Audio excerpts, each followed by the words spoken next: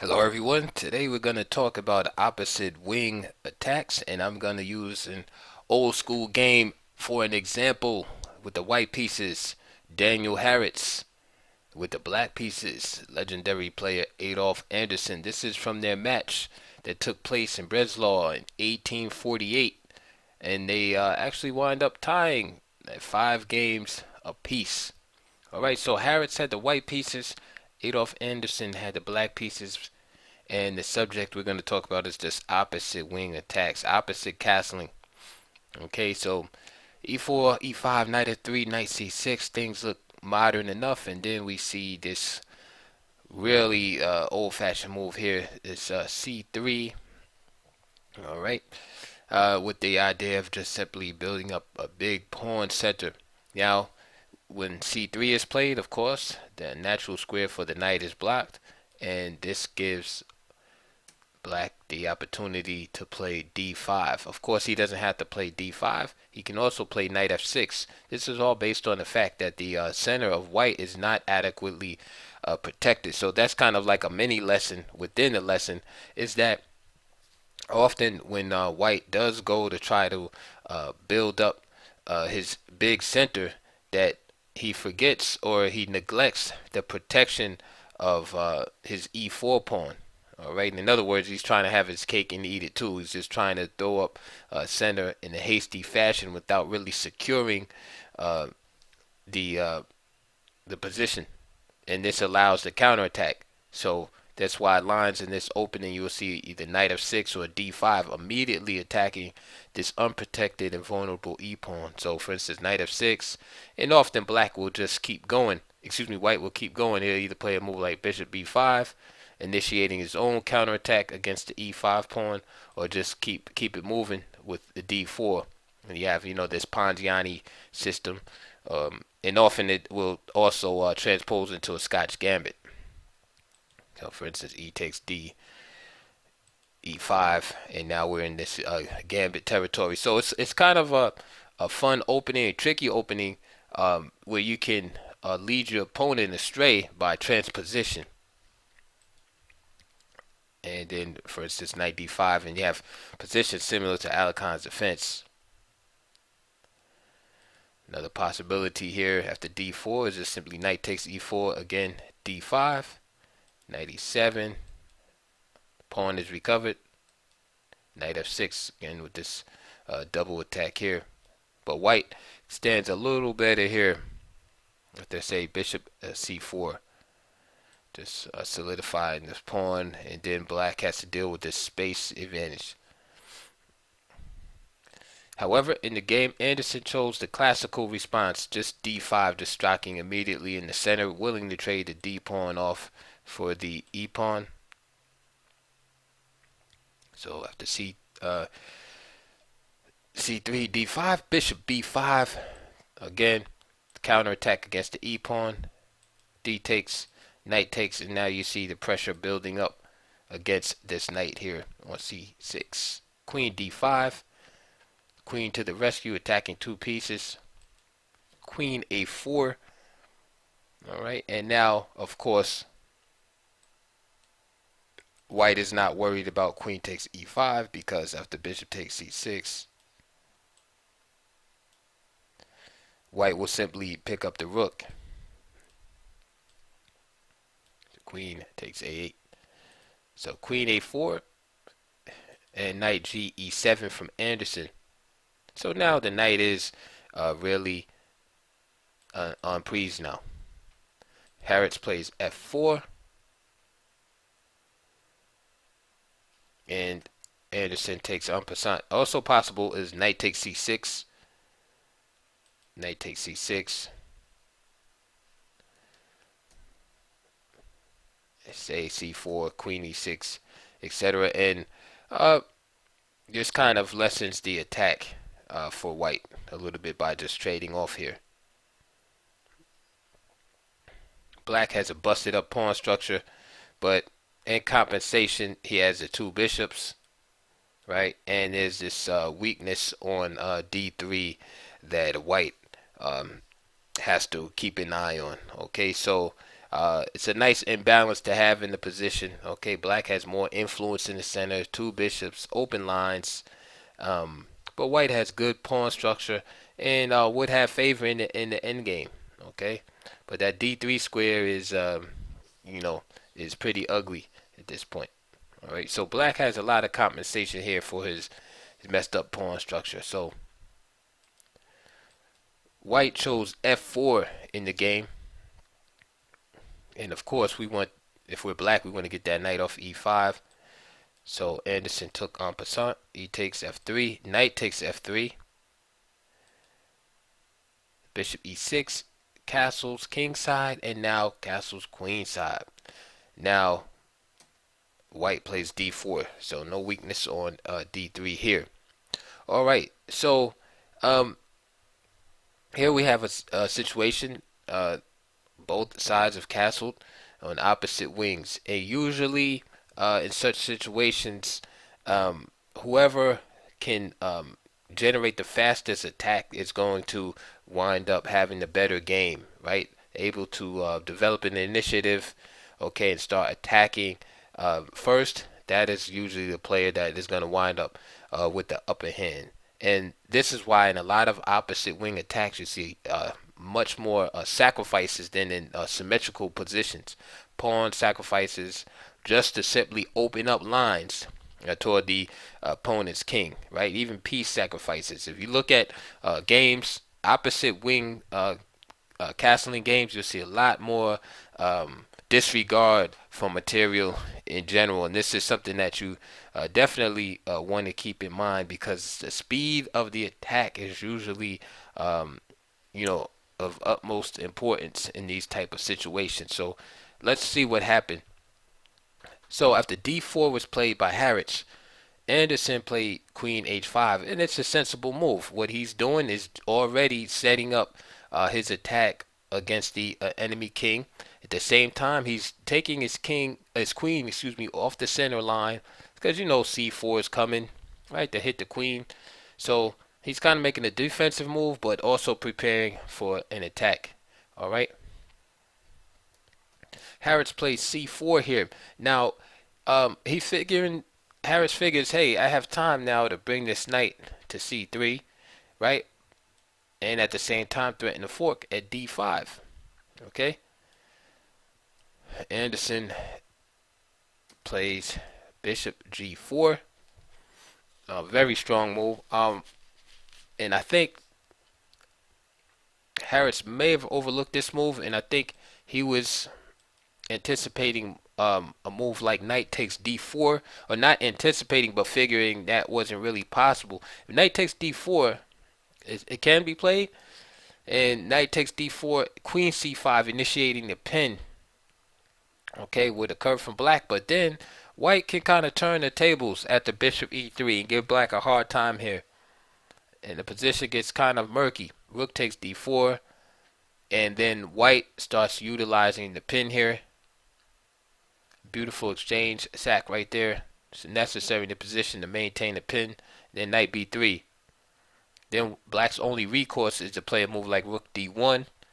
The idea of rook takes d1 and then picking up the bishop on e3. However, if the king f2, the rook is still attacked on d1, and the queen has to move.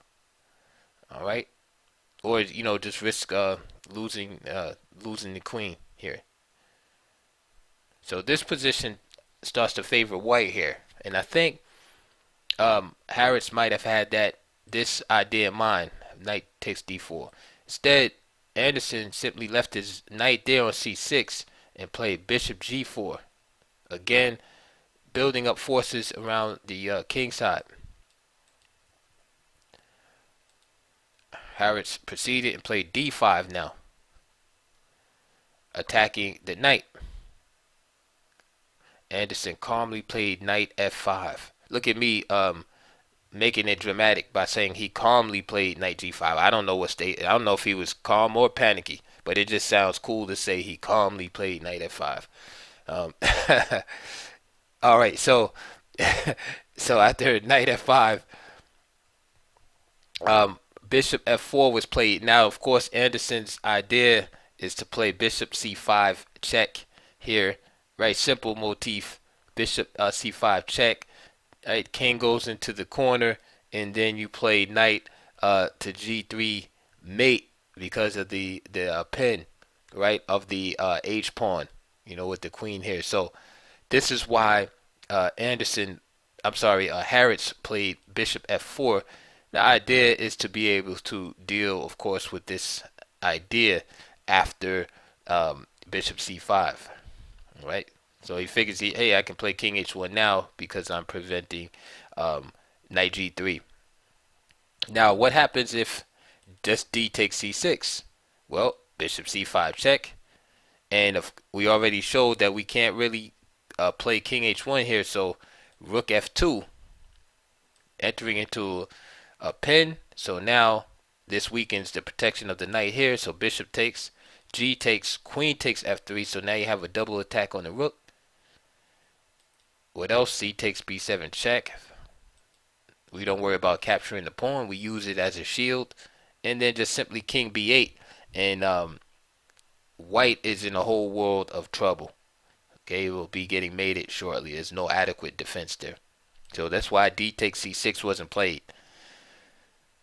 Another idea here is if he just tried to keep going on with b4 with his attack, then bishop takes f3, rook takes f3, and then simply bishop d6 again, this double attack here on the h2 pawn.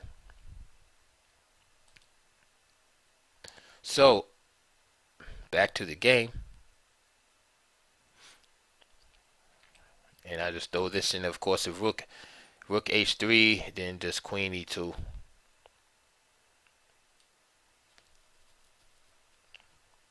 right, this gets worse and worse. So this is why Harris opted for the move bishop f4, figuring he's developing the piece, and it solves his problems. Bishop c5 happened, the king moved over, and now Anderson missed his shot at glory here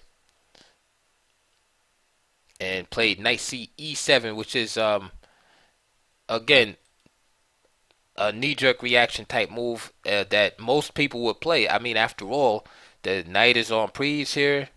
The king side is under a lot of pressure, and it just seems easy just to scoot the knight out, right? Okay, but remember what I said about opposite wing attacks is that the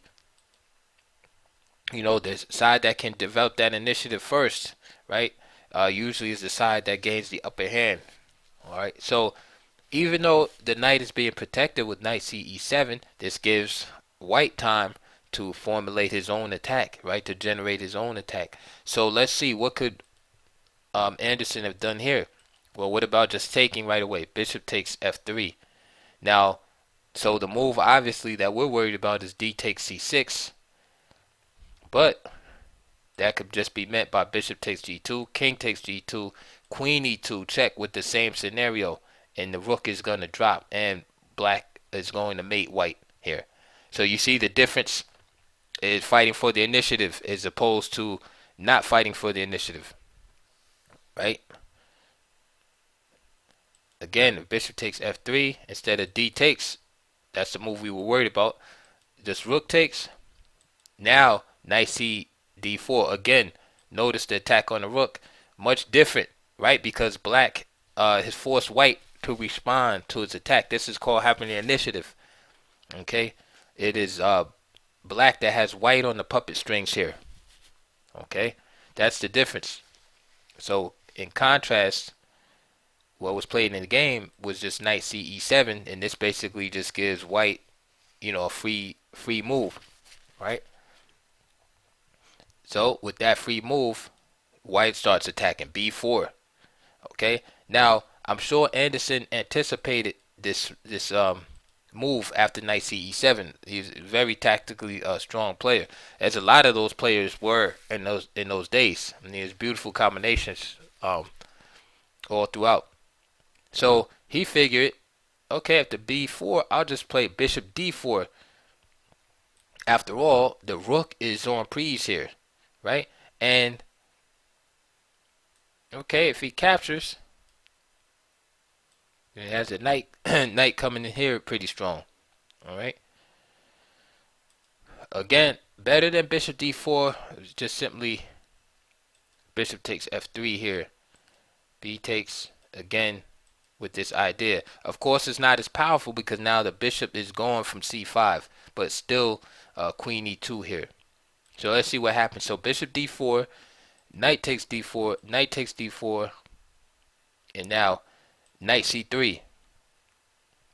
Okay, so after knight c3, Anderson played king b8. Again, a move that doesn't really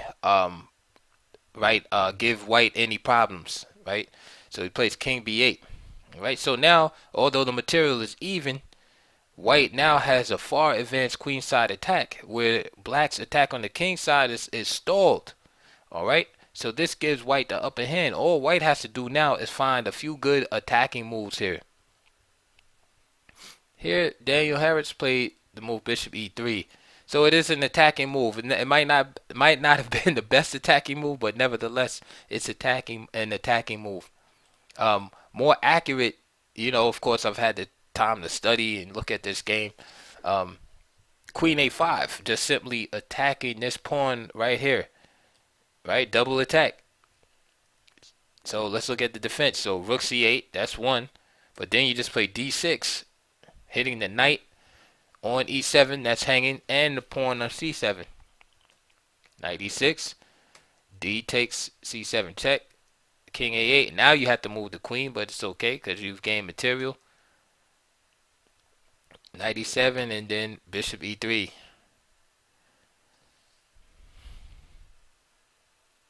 The other defense, queen a5, b6. This is easy tactics right here. Just drawing the queen away from the a file, bishop c7 check, king takes, and then you just bum rush the position with the queen. Queen takes a7, and if king d6, then c5 check. You just start opening up everything. So instead, Harris didn't find the queen a5 idea. He just played bishop e3. So he played an attacking move, at least. Okay. Knight takes b5. Knight takes b5. And again, he still has the attack here. Alright. a6. And of course, this is the 1800s. So of course, these moves are easy to find for these players. There's something in the water. They played great combinations. Knight takes c7 here by Daniel Harris. King takes c7 and d6. That's like inaccuracy, of course. b5. So they played great moves, but sometimes hey, they made mistakes. b5 is the move right here. Again, just opening up the position. All right, just ripping open everything. D6 has the same kind of idea, getting the king exposed and stuff like that. So the spirit of it is right. It was just tactically not as strong. King D6, and this actually gives Anderson some breathing room, but white is still better. Bishop F4, so the pieces start coming out. Rook AE1. And here, Anderson plays Bishop E2 here, right? Trying to block the action of the bishop. So actually here, King F6 is his best move, but again, it looks counterintuitive because you're moving right on the file of the rook. So you can't blame Anderson for really not playing King F6. It's a really difficult move to play here. I mean, Bishop C7, right? I mean, what do you do here? You play Knight F5, and you can look at that position yourself. So it's challenging for White to really finish Black off from that position. Anyway, Anderson played Bishop E2. Then, of course, the simple pin 'em and win 'em tactics. Rook F2, Knight F5. He just grabbed a piece. And now he played King F6 after all of that. So he finally did catch on to the idea, but after losing a piece.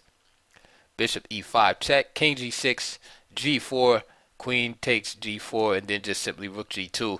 And Anderson uh, was forced to resign, and that actually tied the match, I believe, at 4 apiece, if I remember correctly. And then they went on to trade blows in the next two games, and it ended up being 5-5. So Daniel Harris is one of those players you never hear about, like mentioned, uh, when talking about the great players in the 1800s. But he was definitely a strong player in his own right. I hope you learned something from that game about opposite wing attacks. Again, the initiative is of utmost importance there. And again, please like, comment, and subscribe. Uh, Click on the links below. Please support and donate to my channel if you can spare. Also, there's links below, DVD/books related to the opening that we saw on the board today, which was the Ponziani opening in Scotch Gambit. So I'll see what I have as far as DVDs, and I'll put a link down there, all right, in the description. All right, I'll talk to you guys later. See you on the next video.